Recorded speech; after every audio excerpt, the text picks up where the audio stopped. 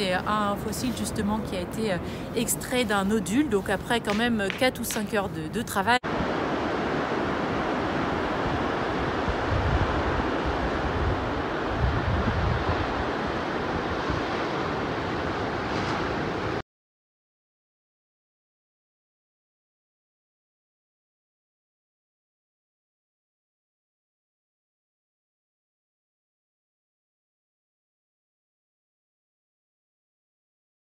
On est ici sur la commune de Camaret-sur-Mer, donc sur la plage du Verriac,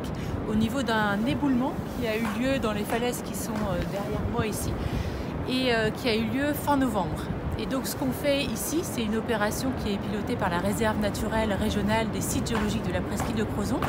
et qui consiste à prospecter l'éboulement pour sauvegarder le matériel géologique d'intérêt, donc qui présente un intérêt scientifique ou un intérêt pédagogique, pour que ce matériel soit étudié par les scientifiques et ensuite exposé par les musées, notamment le musée de la Maison des Minéraux, pour que tout le monde puisse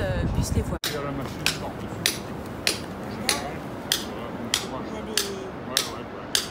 L'éboulement a eu lieu dans des niveaux qui sont connus pour être fossilifères et qui peut-être vont nous permettre de découvrir des formes qui sont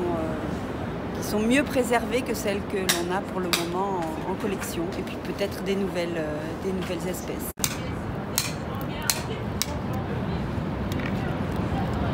Le prélèvement de matériel géologique sur la réserve naturelle est interdit, mais particulièrement pour cette opération, donc il y a un ensemble de personnes, des paléontologues, donc professionnels et amateurs, comme on voit derrière nous,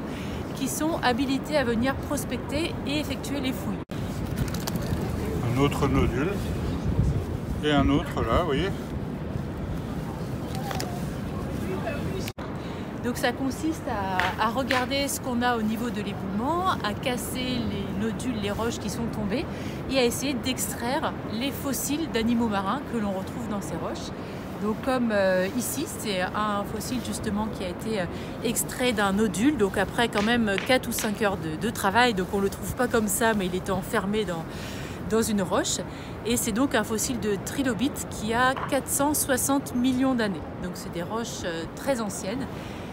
et donc ces fossiles-là vont être analysés et exposés après